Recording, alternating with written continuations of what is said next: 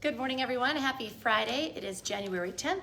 Lisa, Lydia, Scott here with you this morning. Of course, we're live on Facebook every weekday morning. We love it when you tune in live, but it stays on your Facebook feed throughout the day, so you can watch it whenever it works best for you. Plus, remember, we make it into a podcast. You can find that at inform.com/podcast. Just look for the Inform Minute. All right, talking about snow this weekend. That's kind of a big talker. We've had a few flurries this morning, maybe a dusting out there in spots, because it was flurrying for a few hours here in Fargo. So, I mean, that could easily give you a new dusting on your sidewalk or your driveway.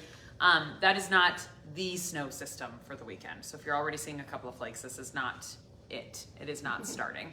Most of your day here is going to be snow-free, mostly cloudy skies, peaks of sun, wind relatively light out of the north-northwest at 5 to 15, and temperatures that have now fallen into the mid-teens for most of us boost back into the upper teens, just wiggling a couple of degrees for your temperatures today.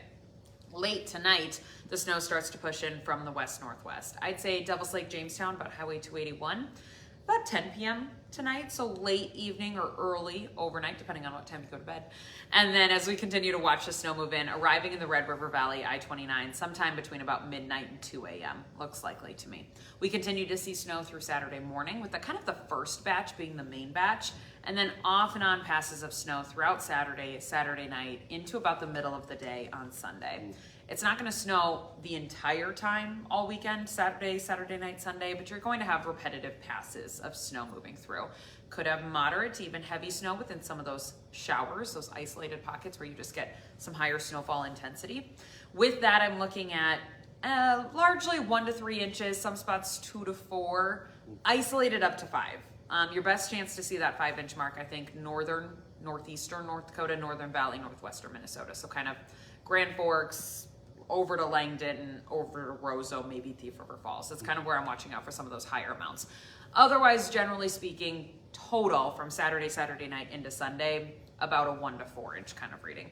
Enough to shovel, enough to snowblow, enough to create road problems, but not a shutter downer, as I like to call it. This isn't your big whopper that's going to, close interstates or anything like that. Wind does pick up on Sunday afternoon out of the northwest at 15 to 25, gusting 30 to 35 miles an hour. So enough to kind of pick up some of that new snow, blow it around, maybe make it a little bit harder to see. Not total whiteout, not total blizzard conditions, but snow on the move even after the snow is done falling on Sunday afternoon. And then with that wind, we get colder air rushing in. Of course. Because of course we do. Why not? And then you get brand new snow on the ground and the sky that's clearing, and all of that leads to a big temperature drop. You'll have falling temperatures on Sunday into the single digits by Sunday afternoon, double digits below 0 on Monday morning, and staying below 0 all day on Monday. Thanks. Yeah.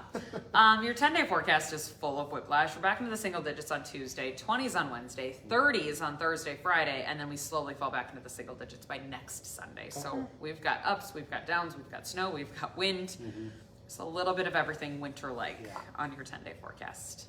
Okay, keep your storm tracker app handy throughout the weekend, especially if you do plan on traveling, just so you can kind of see where some of those patches of snow are sitting for your travel plans. And then, of course, we'll update the DOT maps on there too, so you can check in on road conditions if a no travel advisory pops or something like that, which again, I'm not expecting it to, but you never know, it could. The DOT could make that call. That would all be on your storm tracker app, so that's an easy tool to bring with you. Okay, I think that's all. All right, thanks guys. Lydia. Thank you. Well, new this morning, power has now been restored to about 2,500 people who lost electricity early this morning. Nearly 200 people, however, are still in the dark right now. This is Cass County Electric customers. The area impacted was in West Fargo, initially the big area, I-94 to 13th Avenue and 9th Street East. That's near Cheney Middle School, included the Charleswood neighborhood in that area. We do know most of the power came on around 7, and we are still working to learn what caused that outage. Happening today, a Minnesota woman will appear in court for leading state troopers on a high-speed chase. 23-year-old Michaela Ryan is being held in the Cass County Jail right now. Troopers say she reached speeds of up to 115 miles per hour. The North Dakota Highway Patrol says they spotted her car going east on I-94 near Tower City, swerving through traffic at the time. Deputies then used spike strips to slow her down and then arrested her near Costco in West Fargo. Meanwhile, a Fargo man will be in court this morning facing 3 felony charges after a chase that ended in a pit maneuver. Police say they tried to pull over a vehicle right around 1:30 Thursday morning for a traffic violation. They say 54-year-old Steven Sturgill took off at 70 miles per hour. Police later found out the vehicle was reported stolen out of Fargo. Authorities say it's too early to tell if a 3-month-old boy will suffer long-term trauma after being violently shaken by his father. 35-year-old Derek Crowd Sr. of Netawash was booked into jail this week. The baby was taken to a hospital on December 23rd because he wasn't breathing. Medical staff determined the child suffered trauma that wasn't caused by an accident. As of this morning, the baby is in stable condition at the hospital. 18-year-old Isaac Arndt will be in court in Clay County this afternoon. He's charged with first-degree murder in the death of 14-year-old Jalen Walker. Moorhead police say Arndt admitted to stabbing Walker, cutting her throat, and throwing her body in the Red River last August.